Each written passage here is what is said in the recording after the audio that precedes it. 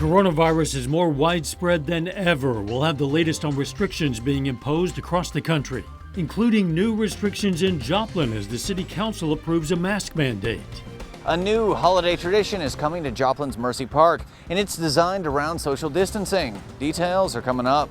The 4 states' most watched news starts now.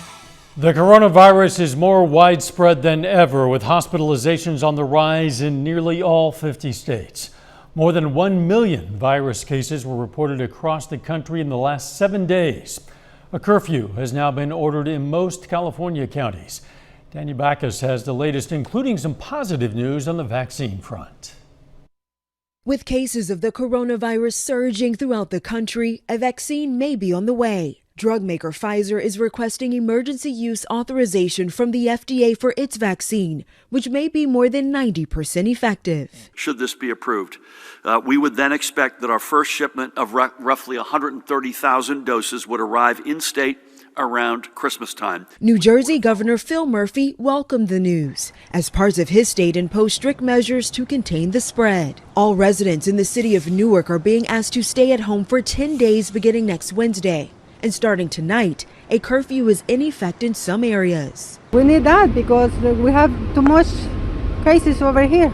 Frontline workers say they are not only battling the virus, but denial from people who think COVID is fake news. I have never seen so much death and so much sickness in the past 2 weeks than I have in my entire 10 years in healthcare. California's governor is imposing an overnight stay-at-home order for most counties that keeps people from leaving their homes from 10 p.m. to 5 a.m. in an effort to slow the spread. The order goes into effect Saturday and will impact businesses in hot zones like Los Angeles County. All it's going to do is cause more people to go on unemployment because I'm going to furlough another 5 people beginning next week. The CDC is also urging Americans not to travel over the Thanksgiving holiday, strongly suggesting people celebrate with people they live with. I get it, but it's Thanksgiving and people want to be with their families. A week before the holiday, people lined up for boxes of food in Colorado. Feeding America, the nation's largest hunger relief organization, says the coronavirus-related economic crisis could leave 54 million Americans unable to access affordable food. Danya Backus, CBS News, Los Angeles.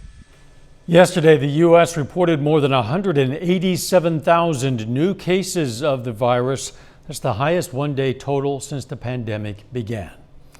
Nick Kelly joins us now with the first look at the weather. We could get some rain tonight, Nick. Yeah, we just have seen just drizzle during the afternoon, a few light showers during the evening, Dow, but the rain's going to continue to pick up as we head into our Saturday. Despite that, in the cloud cover today, at least we went from 61 to a high of 70 degrees, so surprisingly mild, not just for late November standards, but given all the clouds and even the drizzle that we saw throughout the course of the day. What did start as drizzle, though, is now leading to more light rain picking up. We still have an arc of rain from Stockton Lake just to the northeast of Lamar, and some light rain stretching from Independence and Joplin near I-44 and near the Kansas-Oklahoma line, all because of a cold front that's not going to budge as we go throughout our Saturday. Along and north of the front, we have temperatures in most spots already in the mid-50s, a few lower 60s trying to hold on, but everyone's going to eventually drop back, I think, into the upper 40s to start your Saturday morning out. But with clouds and rain, a pretty good bet for tomorrow. Temperatures, the best we can do is highs around 51, but we will get some dry time this weekend. We'll break that and the full forecast down here in a bit, Dow. All right, we'll see you soon. The new mask mandate approved by the Joplin City Council last night is virtually identical to the one that expired in August. Under the mandate, everyone age 6 or older must wear a mask when in public facilities or in businesses open to the public, inside the public transportation vehicles, and outside when social distancing is not possible. The mandate also includes exceptions for people who meet certain criteria, including religious and medical exemptions, sports activities, or in places or situations when it's not feasible.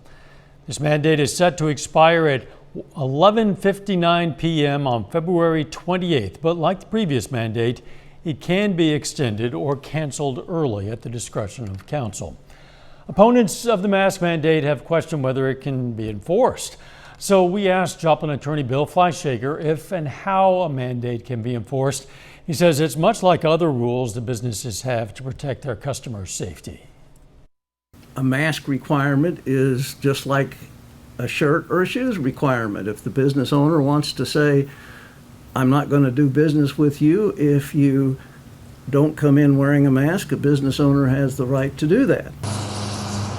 Again, the new mandate runs through the end of February 28, 2021. A lot of healthcare providers applaud the Joplin City Council, hoping the mask ordinance will help lower the number of cases in hospitals.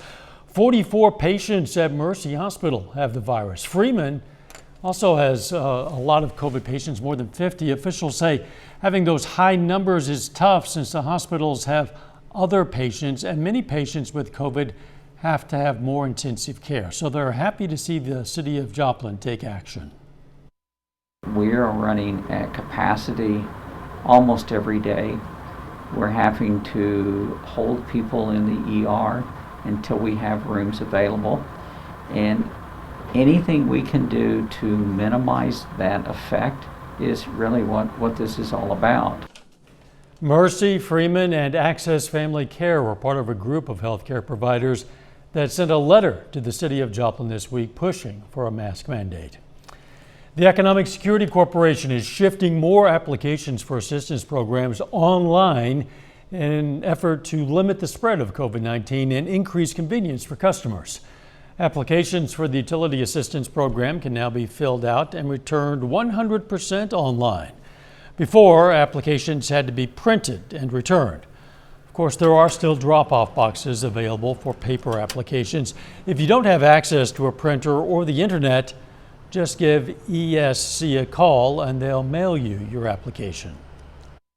It's still okay. Any of those methods, email, asking for it by phone, through the mail. We're happy to meet anybody where they need to be in order to help them with what their immediate needs are.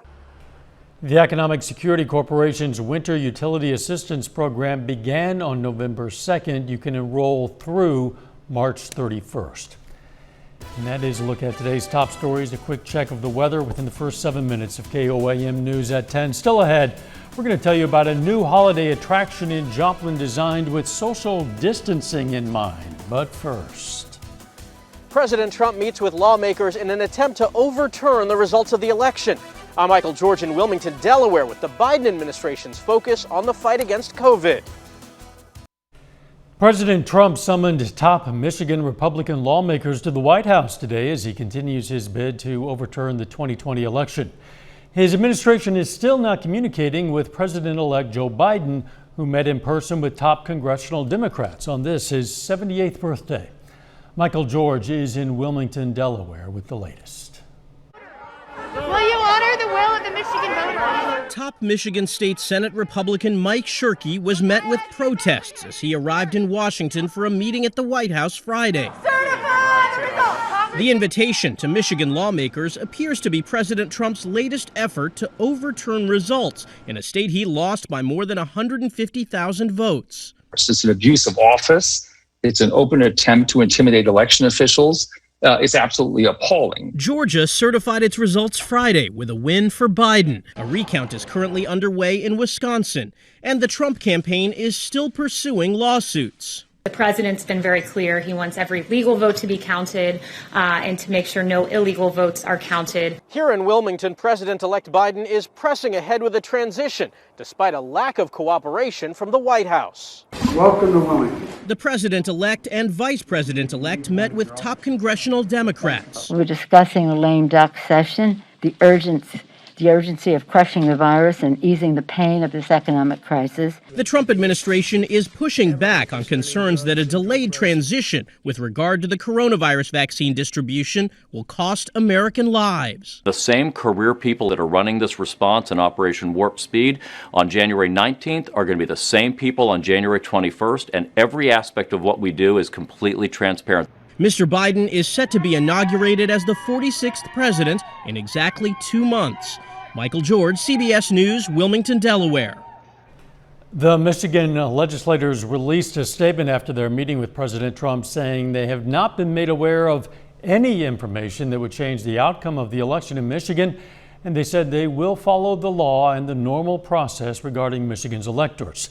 A Trump campaign official tells CBS News the president has expressed interest in inviting Pennsylvania state legislators to the White House for an in-person meeting. A little bit later on KOAM News at 10, the Joplin Parks and Recreation Department talks about the city's new socially distanced holiday attraction. But first, we'll break down rain chances for the weekend and some more rain chances for Thanksgiving week. We'll break it down next.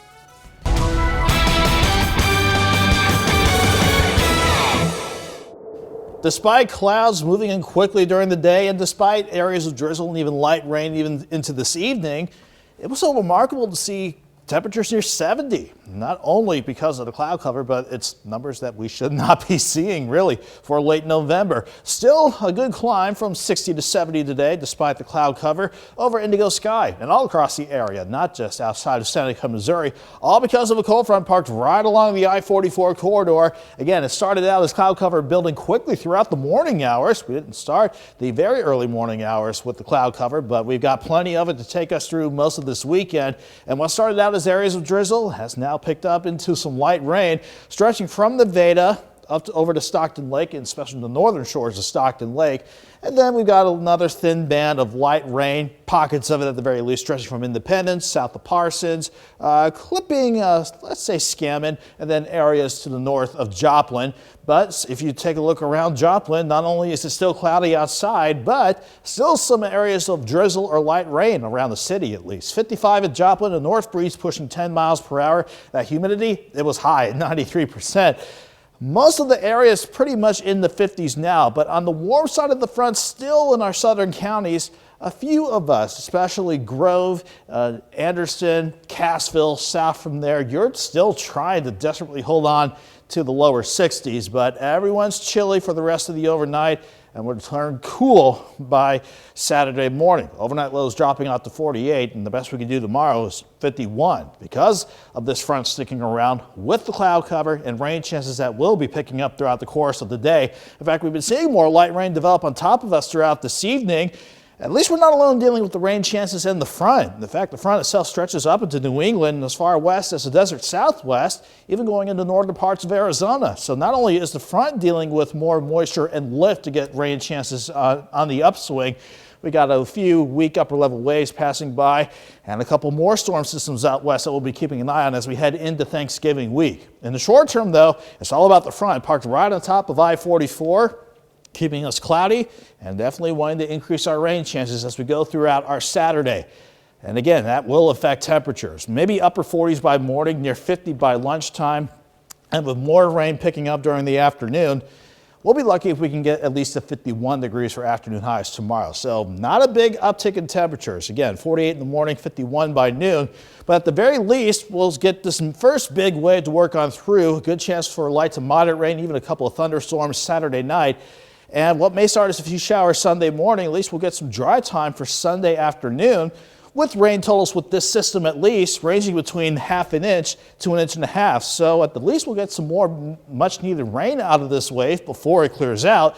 Quick look at Monday and Tuesday. This next wave wants to bring in our next chance for rain and storms early in the week. Quiet for Wednesday and Thursday. Then we'll watch for the next storm system to bring in some rain chances by Black Friday. So staying a bit active, but some dry time, thankfully, especially around the holiday. 51 tomorrow, 50 on Sunday with dry time, thankfully, in the afternoon. 52 Monday, 60 on Tuesday. Chilly but dry for Wednesday and Thanksgiving now. All right. Temperatures, yeah, they're getting chilly, but, you know, it's bearable, I guess. It's a good trade-off considering, again, we're dry Wednesday and Thanksgiving. There you go. Thanks, Nick. COVID-19 is putting a damper on a lot of holiday gatherings, but folks in the four-state area are creative. Joplin Parks and Recreation is starting what could become a new holiday tradition with social distancing in mind. KOAM's Mike Mahoney paid a visit to Mercy Park to learn more. Crowded family gatherings aren't recommended this holiday season with COVID-19 numbers on the rise, but you can still take a walk in the park with the people you live with. Joplin Parks and Rec would like to turn that into a holiday tradition. This year we thought 2020, social distancing is kind of the rule of thumb.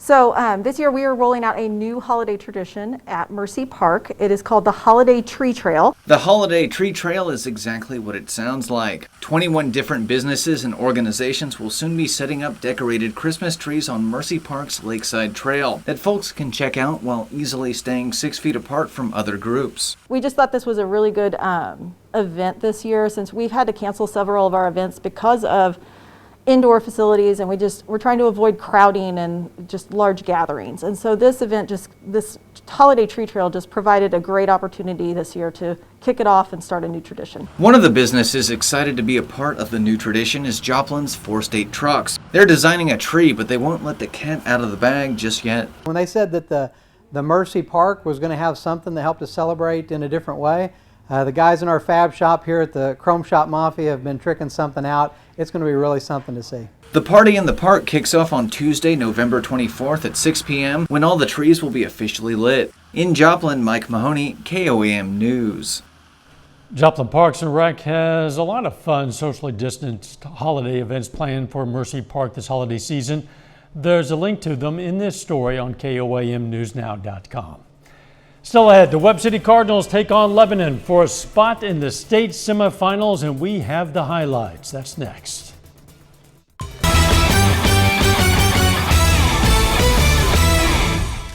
The Webb City Cardinals are in a familiar place. The Cards play in the state quarterfinals tonight, 1 week after claiming their 21st consecutive district championship. Webb City gets a home game in the quarters, hosting the Lebanon Yellow Jackets. The winner moves on to the Final Four. First Lebanon possession, it was a long one, but Drew McBride loses it inside the 5. It's Eli Goddard there for the recovery.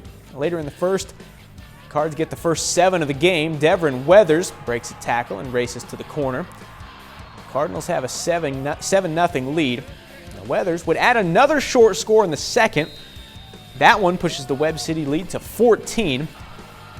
Here, Jackets 4th and 2 from the 2 right before half. McBride barrels in. They would actually get the 2-point conversion to cut it to 14-8 Webb City at the break. Third quarter, though, Webb City slammed the door shut. Dupree Jackson gets away from the defense, outruns everybody to the far side for the touchdown. It's his first of 2 scores tonight. Next Cardinals possession, Weathers gets in for his 3rd score of the evening. That one on 4th and goal. Then finally, another play from Eli Goddard on defense. He's there for the interception. Down the sideline and in for the score. 21 unanswered points for Webb City in the third. Cardinals moving on to the semifinals, winning this one 42-14. You know, our offense is like, hey, we can't worry about what's going on defensively. We got to maximize every possession that we have. You know, I thought our offense really did a great job in the second half of, you know, it's like, here's what you got to do. You got to be able to possess the ball, and you got to be able to put it in the end zone no matter what happens, no matter how many plays we give them. You know, you got to take advantage. This week is the first week of practice for winter high school sports in Kansas. In Fort Scott, Clint Heffern is in his first season as the head coach of the boys basketball program. Sports reporter Andy Cioteco catches up with Heffern as he navigates through year 1 and a little uncertainty in the middle of the pandemic. Find the ball before you go pursue it, okay? Find the ball. Here we go. I think I knew that I wanted to be a coach and I wanted to have a program of my own. I feel fortunate to be taking over a program that's been left in such good shape. Make contact on the shot, right? Clint Heffern enters his first year as head coach at Fort Scott High School. As a former Iowa Mustang, Heffern was familiar with the Fort Scott Tigers and his predecessor, Jeff Delatorre. Back then, that was when Iowa was in the SEK League, and so it was pretty cool. Got to play against Coach Dell and Coach Young when they were coaching here, and still had a relationship with Coach Dell. Talked to him and interviewed, and when I found out I got the job, yeah, it was just pretty cool and cool to look back and have some of those special memories. Good left, good left. There are challenges that coaches face every year, and Heffern is not alone adapting because of the pandemic. Drink on the hop. Spread out if you're taking your mask off, okay? I'm just trying to kind of roll with the punches and control what we can control and stay positive and keep the kids focused on getting better every day. Players have responded well to where Heffern is taking the program. You feel yourself right there? That should be a habit. He's got a nice younger style. All the kids can really relate to him, and I think everybody likes the energy that he brings to practice. He fits in with our younger players and our players, just how we like to play, fast-paced, run the ball, play our offense, and just play basketball. Heffern says it's still surreal. He's calling all the shots. This is my program and, leading it in the direction that I want, but it's been really good, really exciting, and especially with all the uncertainty, just being able to be out here and do something. In Fort Scott, Andy Cioteco, KOAM Sports. The Kansas State High School Activities Association is scheduled to vote on Tuesday on a proposal that would push the start date of winter sports competition back to January 15th. That's a look at sports. We're back with more news after this. Take time now to honor a local veteran, Corporal Ashley Intrican. The Rich Hill, Missouri native served in the U.S. Marine Corps. And we are proud to salute Corporal Ashley Intrican. She's tonight's four-state hero. Joplin Parks and Recreation hosted its 21st annual Turkey Shootout at the Memorial Education Center. Kids in kindergarten through 8th grade tested their basketball skills with this free throw contest. Kids competed to win a Thanksgiving turkey and some gifts from Academy Sports. The joy that the kids get when they make a basket or like they win or something like that, they just get so excited and it's so sweet to see. The event was free to participants, so yes, they called it a turkey shootout, but no turkeys were actually shot. They did win some turkeys, however. Good. The weather looks like more rain ahead. Yeah, it just looks like a good weekend to stay inside, especially tomorrow with clouds and periods of off and on rain throughout the day. 51, that's the best we can do for highs. 50 on Sunday, dry time in the afternoon, another chance for rain Monday and Tuesday. Thanks for joining us. We hope you join us right back here over the weekend. In the meantime, let's take care of ourselves and each other.